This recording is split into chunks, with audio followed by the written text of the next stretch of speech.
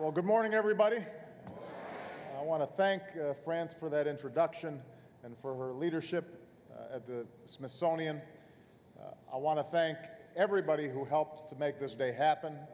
I want to thank Laura Bush, Secretary Salazar, Sam Brownback,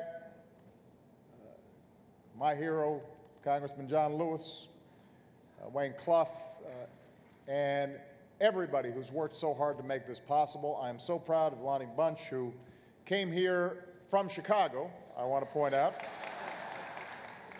I remember having a conversation with him about this job when he was planning to embark on this extraordinary journey, and we could not be prouder of the work that he has done to help make this day possible. I promise to do my part by being brief.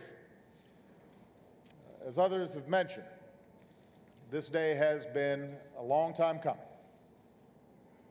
The idea for a museum dedicated to African Americans was first put forward by black veterans of the Civil War. And years later, the call was picked up by members of the civil rights generation, by men and women who knew how to fight for what was right and strive for what is just. This is their day. This is your day. It's an honor to be here to see the fruit of your labor. It's also fitting that this museum has found a home on the National Mall. As has been mentioned, it was on this ground long ago that lives were once traded, where hundreds of thousands once marched for jobs and for freedom. It was here that the pillars of our democracy were built often by black hands. And it is on this spot, alongside the monuments to those who gave birth to this nation and those who worked so hard to perfect it, that generations will remember the sometimes difficult, often inspirational, but always central role that African Americans have played in the life of our country. This museum will celebrate that history. Because just as the memories of our earliest days have been confined to dusty letters and faded pictures, the time will come when few people remember drinking from a colored water fountain, or boarding a segregated bus, or hearing in person Dr. King's voice boom down from the Lincoln Memorial. And that's why what we build here won't just be an achievement for our time, it will be a monument for all time. It will do more than simply keep those memories alive. Just like the Air and Space Museum challenges us to set our sights higher, or the Natural History Museum encourages us to look closer, or the Holocaust Museum calls us to fight persecution wherever we find it, this museum should inspire us as well. It should stand as proof that the most important things in life rarely come quickly or easily. It should remind us that although we have yet to reach the mountaintop, we cannot stop climbing. And that's why, in moments like this, I think about Malia and Sasha. I think about my daughters, and I think about your children.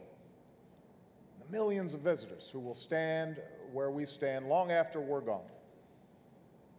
And I think about what I want them to experience. I think about what I want them to take away. When our children look at Harriet Tubman's shawl, or Nat Turner's Bible, or the plane flown by Tuskegee Airmen, I don't want them to be seen as figures somehow larger than life. I want them to see how ordinary Americans could do extraordinary things. How men and women just like them had the courage and determination to right a wrong, to make it right.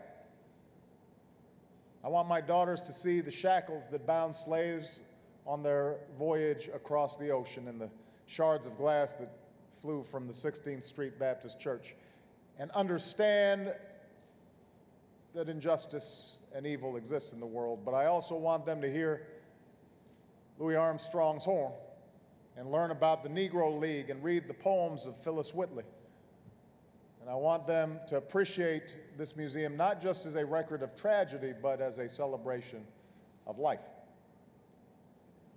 And when future generations hear these songs of pain and progress and struggle and sacrifice,